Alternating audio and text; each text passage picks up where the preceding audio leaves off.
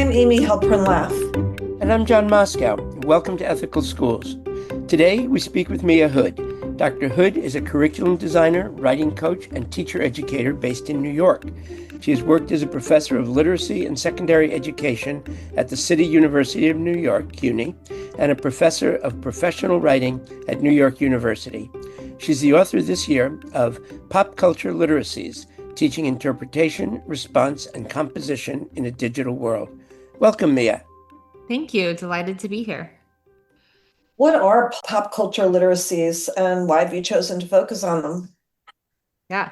So for me, pop culture literacies are ways of engaging with and constructing meaning from pop culture texts. And I define pop culture texts very broadly to include some of the traditional forms of pop culture, like film, TV shows, music, but I think also the content that we see on our social media feeds would be considered pop culture texts as well.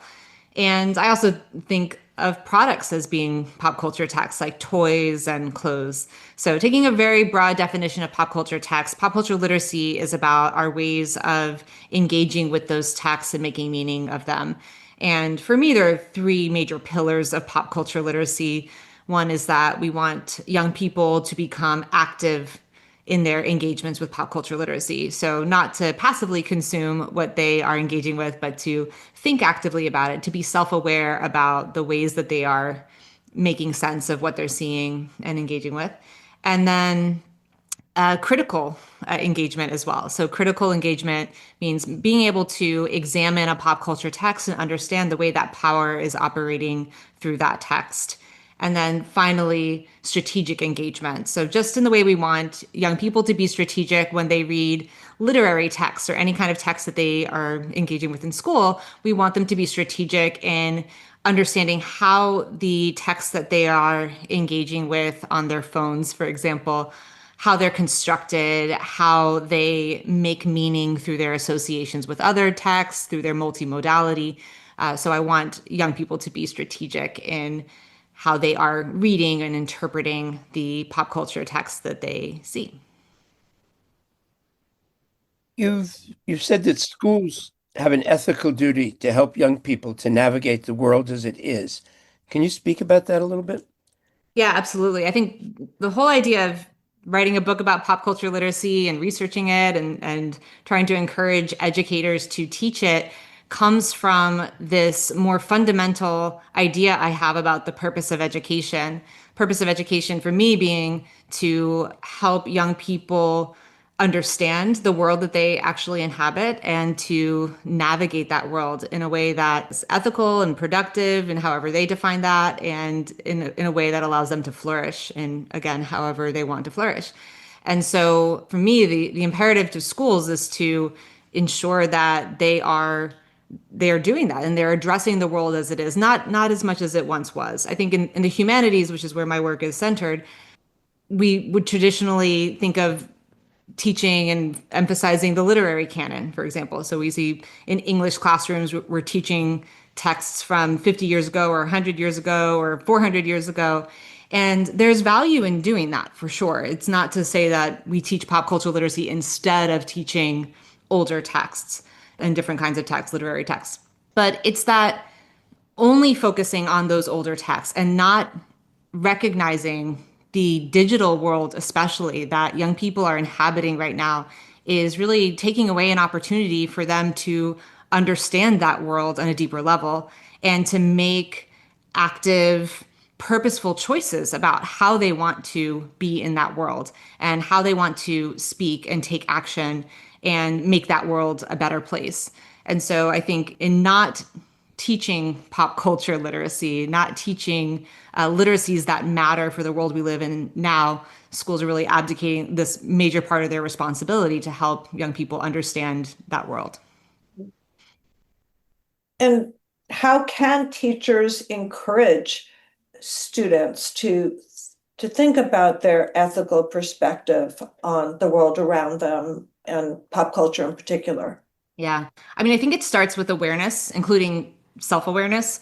So one thing that digital culture in particular does really well, for better or worse, is that it blurs distinctions, blurs boundaries, eradicates boundaries. There's a sense in which when we are engaging with pop culture as it is today, which is largely on social media, we're not even aware of ourselves doing it, right? There's a way in which the design of apps and algorithms puts us into this sort of passive state of consumption. And so the first step, I think, is to help students take a more assertive stance in relation to what they're doing when they are scrolling on their phones and recognize that they have, first of all, choices in the way that they engage. They can choose to give their attention to certain things and not give their attention to others.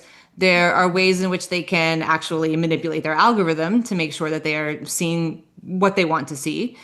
And there are ways that they can calibrate how they respond to content, how and whether they like it, comment on it, share it, repost it, and kind of talk about it in their everyday lives. So it's just this awareness first that literacy is happening, whether we know it or not. And then it's about, okay, so I have a critical framework as I am engaging on social media to think about what I'm seeing, why I'm seeing it, why was this created? How was it created? Through what combination of human and artificial intelligence did this thing come to be? And then how am I going to respond to it? And that includes what am I going to think in response, but also what am I going to do in response? So I have a couple of questions off that. One is, I think you've said when we were talking before that schools are sometimes disconnected from society or from real life with the kids. But how do the kids respond? How do young people respond when you start talking as an academic with them, as a teacher, about their pop culture? Because I suspect that they may also separate the worlds of school and the rest of their lives. So, what kind of responses do you get when you start asking them these kinds of questions? That's a really important question because I think that there's a variety of perspectives on whether or not pop culture literacies, which I see as a subset of home literacies, whether they even belong in a school setting. And if they do belong, to what purpose, to what end? So what I would say first is that that's something that has to be negotiated between teacher and students. I think if you as a teacher are going to say, oh, I know my students are really into this one thing. There's a meme or there's some sort of like clip that's gone viral or something that I've heard of. I've caught wind of this and I want to bring it into the classroom. I think as a teacher, just like bringing that in and kind of dropping it on them and saying, okay, now we're going to do a critical analysis of this. I don't think that's the way to go because for many reasons, one of which is as a teacher, as an adult, if you were stepping into youth culture, you don't know as much about that thing as your students do. Like they have a lot of knowledge and context that you probably don't have. And so when you are positioning yourself as a teacher, somebody who's in power, somebody who gets to be a gatekeeper in that classroom space, as like, I am going to kind of impose this on you, you don't even understand, you can't possibly understand all the implications of that. And I don't even know if that kind of approach is going to make sense in terms of leading an analysis of something that you potentially don't have that context for. So I think as a teacher, it can't be the way that we select Of Mice and Men or Frankenstein to teach. We can't be the curator, the one who is selecting the actual examples to teach. The way that I've approached this with young people in the past, and I teach in the summers in this terrific program called Thrive. I teach really talented rising high school seniors, and this is always the opportunity I have to try out some of these ideas and just be in awe of the talent and the intellectual riches of young people. What I do is early in the session, I will ask students to share with me, like, what are some of the kinds of pop culture things that we could use for analysis in this class? And I give them a really wide range of options, right? Like I ask them about memes or films or songs or music videos, like anything that they are engaging with that they like at the moment. And I'm specifically telling them for analysis, like this would be the purpose and we would be doing this together. So share with me what you want to share with me. That's the first thing, so that they can have some things for themselves. They don't have to share something when I ask them that question that they don't want to share and they don't want to engage with academically. That's fine. The second part of it for me is this question of how I'm going to facilitate this work with the thing. There are a couple of things that are important for me. One is I don't ever want to use an analysis of pop culture as a way of just hooking students into the lesson or just that kind of like punchy little opening 5 minutes before we get to the real work. I want to treat it as the real work. And I want to frame that for students. Like there's an imperative that we have as citizens, as human beings, as inhabitants of this digital culture to understand it. And so we're going to take this seriously right now. And some of these things that we're learning about, whether it's postmodernism or post-colonial theory or Marxism or whatever kind of theoretical frameworks we've been working on, we're going to apply that to these examples with a lot of seriousness because these examples matter because this is what we are swimming in. This is what we are inhabiting. And then the third thing is that sort of reflective humility as a teacher to know that I don't have the ultimate reading of this text. Now, I am by disposition an English major, and I just love critically analyze. Like, give me anything and I'll critically analyze it. And I would love to stand up in front of the classroom and say, here's my critical analysis. Give me an A+ on this. But I have to recognize that every person who's looking at that text is coming with their own web of references and also personal experiences and values and beliefs that they are bringing to that reading. And what's much more important than arriving at the definitive reading is to have self-awareness about what are we bringing to this text and how are we all analyzing and understanding it differently. That's where I think there's a lot of richness and a lot of interest in the conversation. So for me, again, I think both parts of my answer, now that I think about it, both parts of my answer are like deferring to the students. As a teacher, you have an important role of cultivating the habits of mind, teaching what those guiding questions might be, expanding their perspectives. That is your role. But when it comes to how we incorporate something that feels like it belongs outside of school into school, I think you've got to defer to the people who know best and who have the most skin in the game and have the most at stake. You discuss critical literacy with particular emphasis on readers or other consumers of pop culture's roles as text analysis. What do you mean by this, and why is it so critical? So there are a lot of different approaches to text analysis, whether we're talking about a traditional literature class, ELA or English class, or we're talking about pop culture literacy, or even we're talking about the way we analyze art or music. There's lots of different approaches. There's one level, which I think is the one that's been most emphasized in schools, which is I am going to look at my reading of this text as an engagement with a brilliant mind, right? And I want to understand how this brilliant mind created this text. I want to identify individual choices they made in how they constructed it. And I want to appreciate and admire those choices and the way that all these different elements of the text work together to convey a certain message, meaning, theme, idea. And I think there's value to that. There's nothing that I'm going to say, this is the traditional way and there's no value to it. Like, I think there's value to doing that. I think that only enhances the pleasure of engaging with texts that we love, to be able to break them apart and see how they work and how they work to produce certain ideas. But that's one kind of analysis. For me, critical analysis is not as tethered to the intentions of the person who created the text. So it's no longer about, let me understand this person's genius and their brilliance in putting this text together, but let me think about what other forces might have been at play in the construction of this text and also the circulation of this text and the reading of this text that the person who created it might not have been aware of at all, right?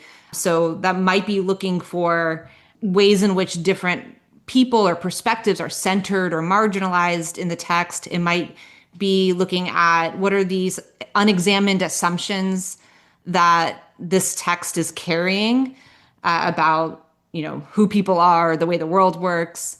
It could also be about how this text is positioning different kinds of people and different kinds of viewers of the text and thinking about questions like who's an insider in this text, who's an outsider in this text. So these are all things that a creator of a text is not necessarily actively thinking about and imbuing their text with these elements. It's more, how is this text an artifact of a sociocultural context in which it was produced, and what does it reveal about that context? So for me, again, the critical element of critical analysis is about asking those kinds of questions about how power is operating through the text and what the text is revealing about the larger society in which it exists. And I guess that leads to power. And you talk about power operating within and through texts. Could you talk about that? Yeah. So particularly when we look at pop culture texts, we have to understand their inherently commercial nature. And I mean, in some ways, we can think of any text as having a commercial element to it. But we have to think about the ways in which texts are created and circulated and consumed in ways that are meant to turn a profit in one way or another. When I think about the current digital context for pop culture engagement, we have to understand the way that our attention is being mined, right? That the longer that we're giving our eyeballs over to a social media platform, like the more money they're going to get, right? So we have to understand that texts are created today, texts of all kinds are created to attract that kind of engagement, to hook us and to sustain our attention. And so one of the major ways that I think we need to understand power operating within and through text is like, how is this text constructed in a way to hold my attention? And what does this text want me to do with it? I'm working on a curriculum design project right now with an organization called Springpoint, and it's about news literacy specifically. And it's about how information is constructed and circulated online about current events and other news topics. And one of the things that I've been thinking a lot about is the ways in which this imperative for audience engagement obviously butts up against journalistic standards, for example, right? And this isn't new to social media, but because those two forces have always been kind of butting up against each other. But now what we see is that audience engagement in the context of social media has taken such precedence that there's no sense of the information that we're seeing as being verifiable, right? We can't pin it to even an individual person. So if you look at a piece of news content that you're seeing on your feed, it was created by somebody. Sometimes it's hard to even identify who that somebody was, right? It's hard to understand like what organization they were working as part of and what their kind of ultimate purposes and interests were. And then what happens is it gets recirculated. So you have this individual piece of content, maybe it's some raw footage with just like a caption on it, and that's the original news content. Then it gets reshared. And each time it's reshared, maybe somebody's adding a music clip to it, or somebody else is adding a caption to it, or somebody's adding some sort of like annotation in the frame on it. Maybe somebody's doing a picture in picture of their faces responding to it. And so when I think about the way power is operating there, it's tricky because it's not like, I don't want to say like the olden days, but it's not like a generation or two ago where the power operating through that text is centralized and it comes from one journalist working for one conglomerate news organization putting forward their objective, quote unquote, objective view on what the truth of the situation is. This is more like truth that is kind of cobbled together, or an idea of truth that's cobbled together as a text is being reshared and remixed and recirculated across these different platforms. So you have to understand that. So power isn't centralized in that way. And yet all of those individual moves that people make to add to and remix that text, that's ultimately there to keep our eyeballs and our attention on that app. So while it's not that conglomerate news media organization that is making all the money from that, it is the titans of tech that are making all of the money from that. And so I think this is just one layer of how power operates through pop culture texts. But I think it's the most fundamental one and the most important one. We have to think about when we are just simply engaging with or consuming a piece of content on social media, who is being enriched through that? And how is this text being constructed and reconstructed in a way to keep my attention on it.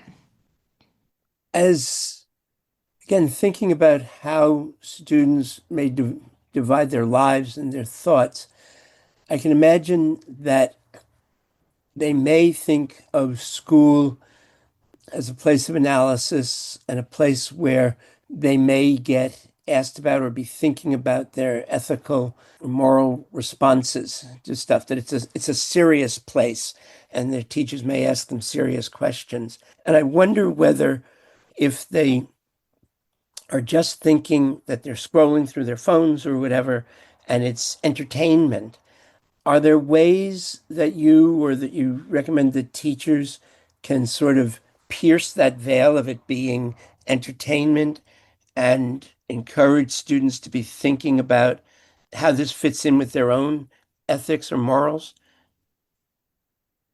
Yeah, I have a couple of thoughts about that, right? I hear what you're saying about students seeing school as a place of analysis, school as a serious place where questions of ethics belong in that space. But I think as educators, we certainly don't want what we're doing within the walls of the school to be just contained within the walls of the school, right? We're trying to cultivate certain qualities and habits in our students that we hope that they will carry with them outside of the school and across their lives. Now, how do you get students to kind of, as you say, how do we pierce that veil with students and help them to understand that what they're doing in school has some relevance? And then the question about entertainment. So, first of all, I do want to say pop culture is entertainment and it should be entertaining, right? I think one of the ideas that has been powerful for me in the study of pop culture is simultaneity, which means what it sounds like it means, which is you have two simultaneous orientations towards pop culture. You have the orientation of joy and pleasure and fun and entertainment, and you enjoy things, right? And you seek things out that you like, and you derive that kind of almost like bodily or emotional type of pleasure from engaging with it. Like that is what pop culture is. And I don't think that the goal should ever be to strip it of that. And then the other part of the simultaneity is you have that sort of orientation towards pop culture, but you also have an orientation towards it of being active, strategic, and critical. And you are understanding that when you are doing this thing that's entertaining to you, you are doing a form of literacy. And that means that you can be more active about it. You can be more self-aware. You can ask yourself questions about what you're seeing and why you're seeing it. You can be strategic and thinking about how a particular pop culture text has been constructed and why it's been constructed in that way. And you can have those two simultaneous orientations. And I would suggest, and maybe it's just the English major in me that's saying this, but I don't think that they necessarily have to interfere with each other. I think that engaging actively, critically, and strategically with pop culture can potentially even enhance the joy and the pleasure that you derive from engaging with it. All of this, of course, as you sort of alluded to indirectly, gets tied in with what's happening now with artificial intelligence. What are some of your thoughts about the various ways that that's going to be that not just is going to be, but it is impacting things? Yeah, absolutely. I mean, this question of authorship gets even more complicated when we're looking at AI produced content, which is often called appropriately slop. Our social media feeds are overrun already with AI slop. And the first thing I would want to highlight is that, and I'm making a bold, sweeping claim here, and maybe I don't have all the evidence to back it up, but nobody likes it. I'm not hearing from teens that they are encountering AI slop on their feeds and thinking it's like so entertaining and funny and engaging. It's not something that I'm hearing people actually really like. And I think that for me, when I think about what I want to cultivate in young people I teach, I want to cultivate also taste. And taste means that you have some sort of discernment about what you're looking at and whether it's high quality or low quality. That doesn't mean there's a universal answer to that question, but that means that I am positioning all of my students as people who are individuals who have that capacity for discernment, who should cultivate that in themselves and kind of think intentionally about, oh, I like this meme is funny. Like, I think this meme is funny and relatable. And this meme describes something about my life that I wasn't able to describe before. And that's why I enjoy it. Versus, oh, this meme has just been replicated to death. And it's just been replicated so much. And now it's been AI-ified and it's just slop. It's just there because it's there. And it's not something that holds any interest for me. So I think one of the assumptions that's often made about young people is that they have no taste, that they are just consuming anything and everything that comes their way without any thought about quality and about what they actually like and what they don't like. I think young people absolutely have the capacity for that. And that's something that we can continue to cultivate in them as more and more of what they're seeing is overrun by AI slop. But I also think in terms of ethics, it's really important to think about the ethical dimensions of AI and so much content being produced by AI. First, because obviously AI is trained on data sets that, as far as I'm concerned, have been stolen from humans, the intellectual and creative work of humans. But I also think about accountability. So one of the, I think, foundations of an ethical society is that we as individuals, we have rights and we have responsibilities and we're accountable for what we do and say. And there are a lot of ways in which it's pretty murky, like who's accountable for what AI is doing. And when there's no element of accountability, there's no human being who, at the end of the day, at the end of the line, can say, yeah, like I produce this content and I am responsible for the repercussions of this content. I don't have any answers right now, but I think that is an important dynamic to engage young people in conversations about. What does it mean when we're looking at something that was produced without any sense of accountability to a larger community or society, or without adherence to any sort of social contract that we have as humans trying to live together with each other? That's a really important dimension of AI produced content to explore. So Kathy Hytten wrote an article called Ethics in Teaching for Democracy and Social Justice, Yeah. in which she argued that while social justice teachers are concerned with macro issues of justice in society, they may not pay enough attention to the ethical issues in their classroom teaching, especially when a student disagrees with their perspective. What are ways that activist teachers can attempt to ensure that they are themselves acting ethically in the classroom, especially when there's this situation that somebody just doesn't agree with them? Yeah, this is something I've wrestled with a lot in a lot of different contexts of my own teaching. I sometimes experience a tension between my ethical commitments and critical pedagogy, and specifically this idea that, in pedagogy is inherently political, right? It has this political valence to it, where you are wanting to examine how power operates in society. The only reason you want to examine how power operates in society is because you think that there are inequities in society, right? So that already is a political stance and orientation. And so when it comes to like my ethical commitments as an educator, I have a commitment to honor the diverse perspectives of the students in my classroom. Well, so what if one of those diverse perspectives of my students in the classroom is somehow at odds with my critical commitments to say that there are inequities in society and those inequities can be examined and understood through this kind of analysis of text? My answer to that, which is always provisional and it's always developing, is really, it goes back to what I started with, which is how you present this work to students. If you present this work as, I have chosen the thing we're going to look at, and I am going to, maybe I'll ask you some discussion questions, but I'm ultimately going to tell you the meaning of this text. I'm ultimately going to give you my sophisticated interpretation of it, and I'm going to tell you that that's the right one. Like when you are approaching critical literacy in that way, then that I think is a violation of that ethical commitment to honor the perspectives of the students in your classroom. So for me, it's to whatever extent I am going to model how to analyze a text. Let's say there is a song that I really like. I'm going to analyze the lyrics, I'm going to analyze the musical choices of that song. There's a way of modeling that, which I think is not actually modeling, but there's a way of modeling that where you're like, here is my analysis, right? Here's what the text means. And then there's a way of modeling it where you say, here's what I was thinking about when I heard this song. And then here's what I was thinking about when I heard it again. And here are the questions that I asked myself. And here were the other texts in my frame of reference that I was bringing in to understand this one.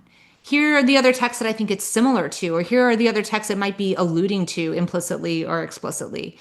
And here's what my relationship with those other texts. So what I'm doing is not telling them what it means. What I'm doing is showing them my process of meaning making and then inviting them to do the same. And it's really hard as a teacher to sort of let go of that stranglehold we want to have on the meaning and the right answer, right? But I think that's part of being an ethical teacher.